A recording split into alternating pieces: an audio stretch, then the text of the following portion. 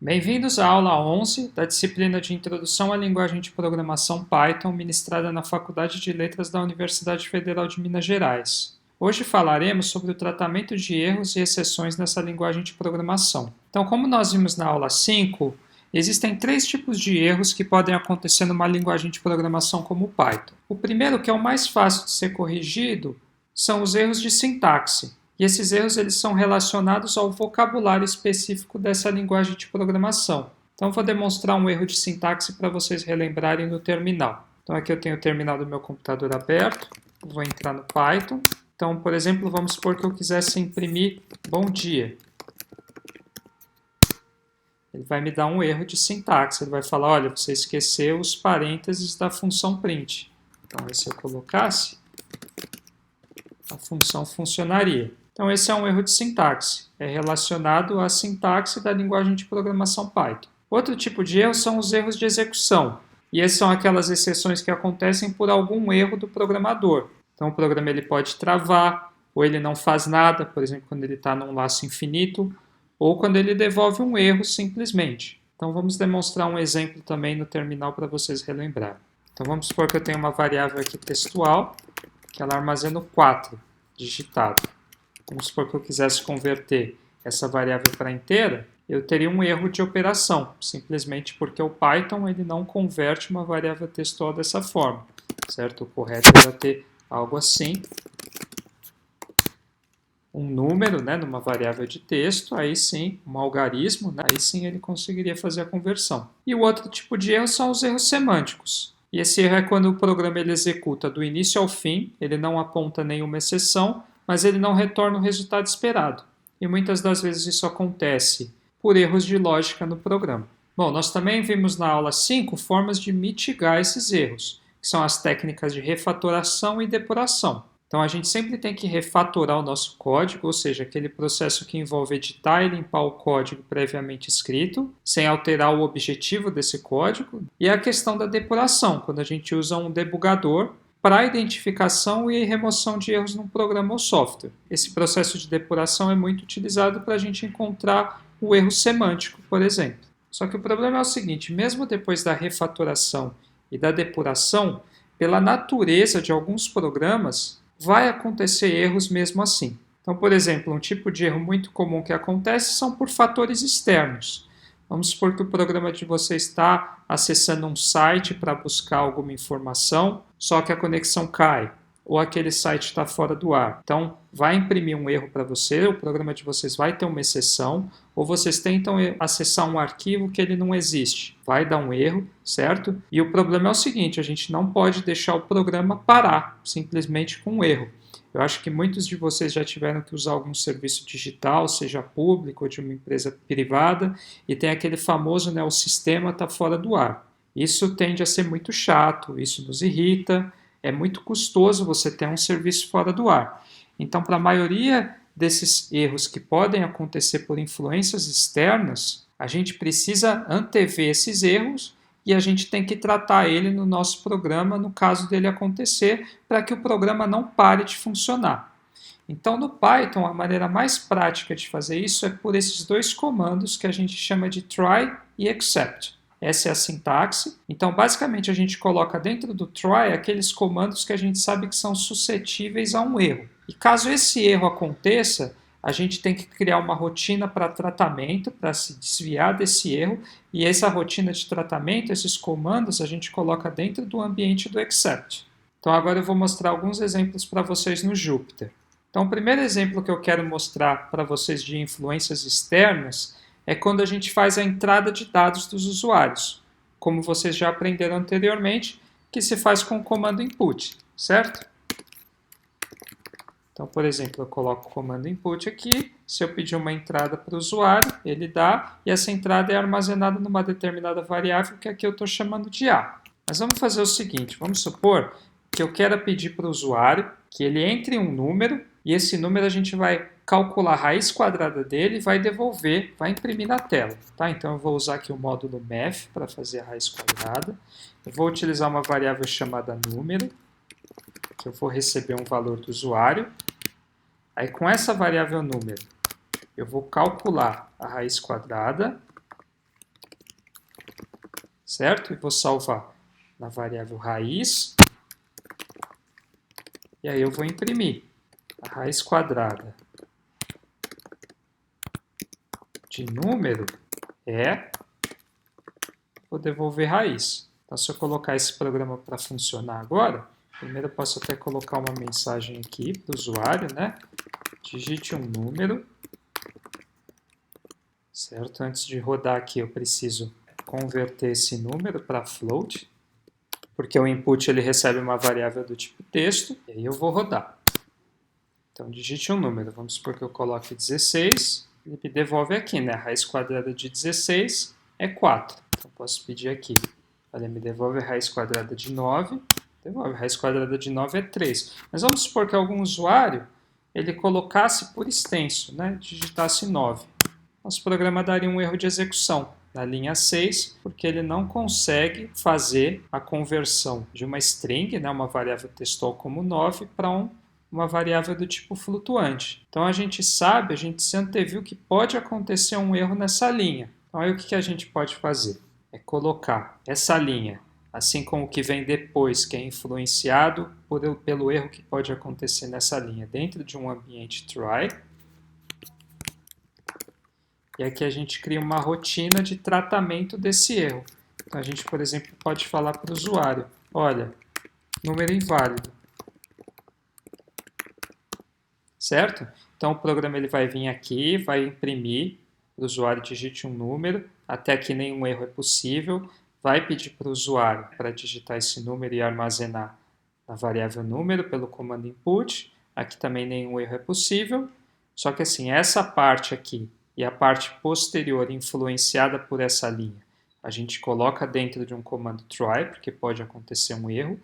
E, por exemplo, ele vendo um erro aqui, ele não vai executar mais a linha seguinte, que está dentro do try, que ele vai fazer é já pular para o método de tratamento e vai imprimir essa mensagem, número inválido. Então vamos tentar. Aqui eu vou digitar, né?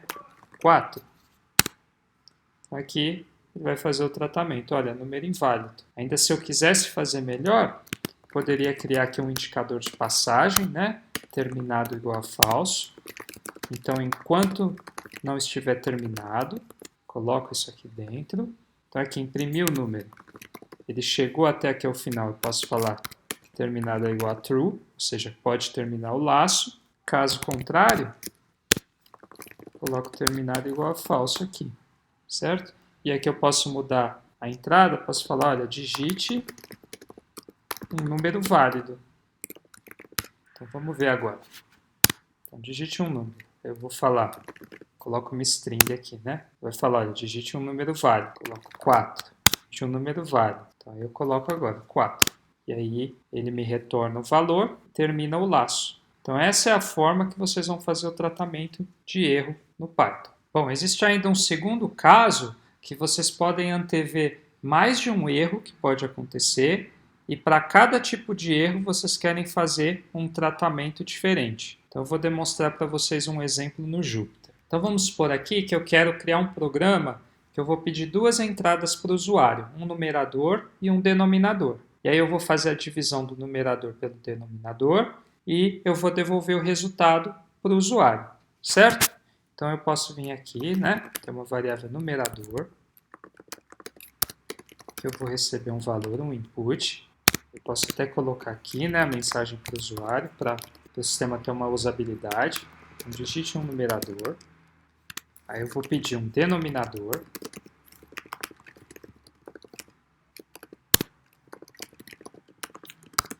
E aí eu vou fazer a divisão, certo? Então, aqui eu faço a transformação do numerador para float. Divido ele pela transformação do denominador também para float e armazeno na variável divisão. E aí eu imprimo o resultado. Então, posso falar aqui, né? Numerador dividido por denominador é igual a divisão, certo? Então, vamos rodar agora. Então, se eu colocar lá 4 dividido por 2 ele vai me dar o valor 4 dividido por 2 igual a 2. Só que aqui, vamos supor, né, que eu coloque 4, e aí eu cometo o mesmo erro que eu cometi lá em cima. Eu coloque por extenso o número 4 aqui, o denominador. Ele vai dar um value error. Então esse é um tipo de erro. Só que tem mais um erro que pode acontecer aqui.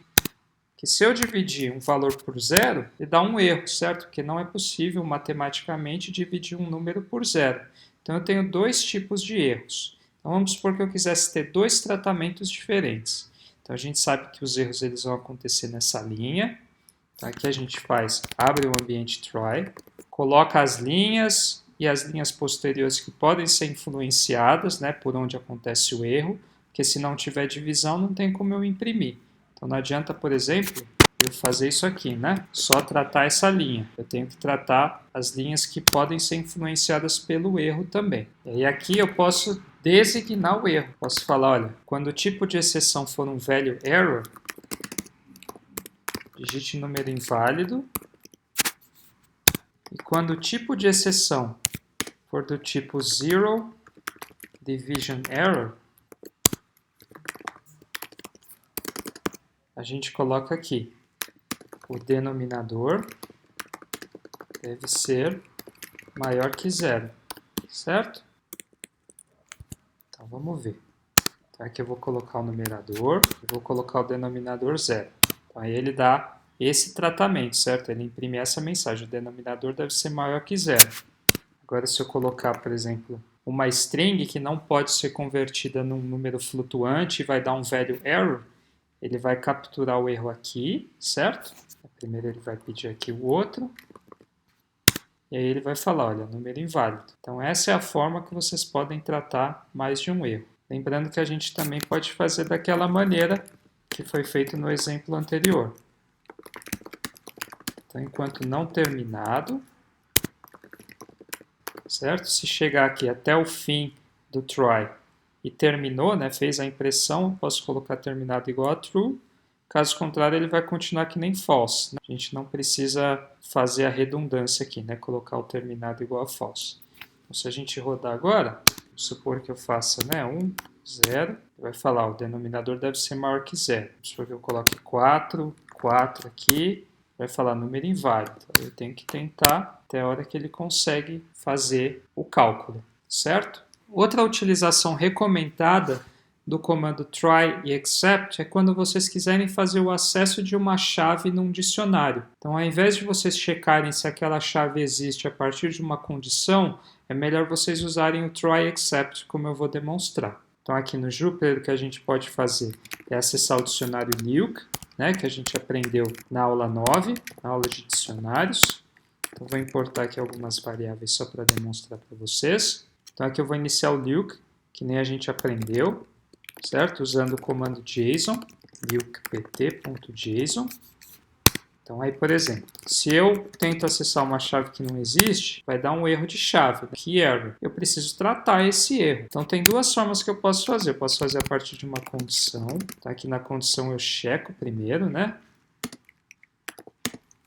Se essa chave ela existe em Luke. Caso ela exista, posso imprimir, né, o resultado.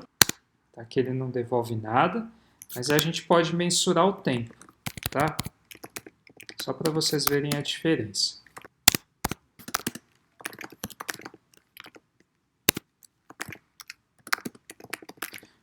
Qual que é o problema aqui? Para essa condição, para ele ver se essa chave existe, ele precisa percorrer todas as chaves do dicionário. Ele vai tentar uma por uma, vai ver que não existe, então isso aqui vai levar tempo, essa comparação. Então se a gente ver aqui o tempo que leva, foi esse aqui. Agora, uma forma mais prática era esperando o erro mesmo. Posso tentar fazer o acesso àquela chave e se der um erro, eu trato aqui. Né? Posso colocar uma mensagem chave não encontrada ou simplesmente posso passar, né? Usar o comando pass, ele vai passar e não vai fazer nada. Então, colocar aqui só para a gente ver a diferença. Então, aqui vocês podem ver. Né? Foi um pouco mais rápido. Então, sempre que vocês tiverem que acessar uma chave num dicionário, não sabendo que ela existe, não tendo certeza se ela existe, prefiram utilizar o try except do que fazer uma condição onde o Python vai ter que percorrer toda a lista de chaves para ver se aquela chave existe ou não. Bom, outro ponto interessante é que vocês podem imprimir as mensagens de erro também, caso vocês queiram. Então, eu vou demonstrar aqui para vocês. Então, vamos supor que eu queira acessar um arquivo, certo? Vamos lá que eu falo números.txt, vou acessar esse arquivo, e aí eu vou ler, vamos supor, um número que existe nele. Eu vou converter esse número, e aqui tem vários erros que podem acontecer, certo? Primeiro, esse arquivo ele pode não existir. Então, se eu tentar agora, ele realmente não existe. Ele dá um erro aqui de File Not Found Error, mas vamos supor que eu crie esse arquivo aqui. Então, na pasta, eu venho, crio um números.txt, vamos supor aqui que eu coloque, né? Só que por extenso 4. Então, ele vai ler, e aí ele vai dar um Value Error, porque está lá um 4. Não é possível, teria que ter, se tiver um 4 aqui, ele não tem erro. Então, eu tenho que me antever a tudo isso. Aí o que eu posso fazer é o seguinte, posso colocar essa parte do código dentro de um try, e aí eu crio aqui um primeiro except para file not found error, e aí eu posso salvar o resultado dessa variável error, né, o resultado desse erro numa variável aqui error. E aí eu posso imprimir a mensagem original do Python. E para o caso de um value error, mesma coisa, eu salvo numa variável e imprimo aqui. Claro, se eu não quisesse distinguir o tipo de erro, bastava criar só um aqui, exception. Então, se eu tentar agora, vamos ver. Vou deletar esse arquivo. Ele vai imprimir aqui a mensagem. Posso até colocar aqui. Qual foi o tipo de erro? E aí ele me retorna, certo? Então, o programa ele continua a rodar, mas aí ele imprime aqui a mensagem de erro que aconteceu nessa parte do código que a gente estava analisando. Bom, então agora por último a gente vai introduzir o comando finally. Esse comando ele é executado como a última tarefa antes da conclusão da instrução try. E ele é executado independente se a instrução try produz ou não uma exceção. Além disso, se ele incluir uma declaração de retorno, esse valor ele sempre será retornado, independente se a cláusula try também tiver uma declaração de retorno e não cometer nenhum erro. É um recurso que vocês não precisam usar muito, ele só é recomendado para vocês utilizarem quando vocês precisam releberar recursos externos com conexões e arquivos. Então vamos supor, por exemplo, que vocês usem o Python para conectar a uma base de dados, certo? Então, primeiro lá a linha do programa de vocês vai conectar uma base de dados. Aí vocês vão fazer a manipulação, vão acessar, ler, escrever nessa base de dados, mas aí qualquer erro que acontecer lá dentro, vocês vão tratar num except, mas aí lá no finalmente, quando aquele programa acabar tendo erro ou não, vocês precisam liberar o recurso daquela base de dados, ou seja, vocês precisam desconectar. Então é a partir desse comando que vocês vão fazer isso. Então vamos demonstrar como ele funciona. Aqui eu tenho o comando finally, tá? Vou criar uma função para demonstrar. Vamos supor aqui que eu tenho um try, que eu recebo um número, certo? E vamos supor que eu queira retornar esse número, convertido para inteiro, tá? Vamos supor que eu tenho um except aqui, que ele só passa, e aqui eu tenho o comando finally, que ele retorna 5. Aí vocês vão ver aqui, isso é interessante vocês saberem, se o finally ele retornar algo, sempre vai ser retornado esse statement, tá? Independente do que aconteça, nunca vai ser retornado o A aqui. Então, se eu demonstrar, por exemplo, se eu receber o 7, que ele retorna é 5, independente, porque ele nunca vai rodar esse comando. Então, se eu tirar ele aqui, agora eu peço para imprimir o 7, ele imprime o 7, tá? Então, aí sim ele considera o retorno. Aí, só para dar um outro exemplo, eu vou copiar esse aqui. Supor que eu coloque uma mensagem de atividade concluída. Tendo ou não tendo erro, esse comando, os comandos que estão dentro do finally vão sempre ser executados, tá? Por exemplo, teve um erro, números não existe. Vamos supor que eu crie essa variável novamente. Esse arquivo, né? Coloco aqui o número 5. Se eu rodar agora, vocês vão ver que não vai dar nenhum erro, mas essa mensagem ela vai ser imprimida. Então esse é o comando finally. Por essa aula é só. Nós aprendemos a fazer o tratamento de erros e exceções, mesmo depois da refatoração e depuração do código, como nós aprendemos na aula 5. E nós vimos que para fazer esse tratamento, nós podemos usar essencialmente o comando try e except, e também o finally em algumas ocasiões. Então, bons estudos a todos!